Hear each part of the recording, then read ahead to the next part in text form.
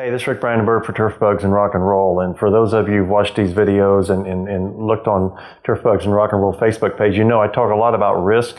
And my emphasis of risk is how the public perceives the products that we use in turf, whether it be on sports turf, home lawn, golf courses or whatever. And we know that there has been negative publicity. We know that there's concern in our culture and society.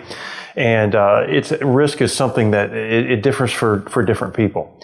And some people are just terrified of it. And we know that, for example, with the current COVID-19 situation, there's just huge differences in how people perceive that. And some people think it's not that big of a risk. Other people think it's an incredible risk. So we just have to appreciate and understand the public themselves. Their concept of risk is much, much different than perhaps ours is with our familiarity. And a story that goes back years ago, we had some neighbors that the husband worked for a company and he flew a lot and he had a lot of frequent flyer miles. And the husband and wife were considering cashing in frequent flyer miles, and both of them flying to Australia and then having the trip of a lifetime and spending a week and a half or 2 weeks in Australia just touring the whole country.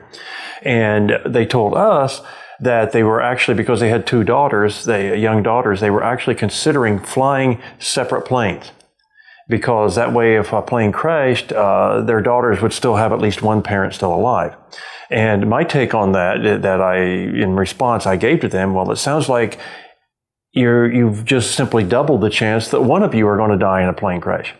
And so we all see risk differently. And reflecting back on that, they never did go on their trip to Australia. So I guess I ruined that opportunity for them.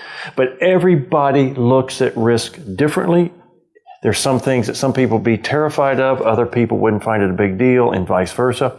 So we just have to appreciate that in the turf industry. We really need to find ways to communicate effectively the products we use and the education we have. And I know I've talked to you till the cows are going to come home before I ever finish up talking about this topic.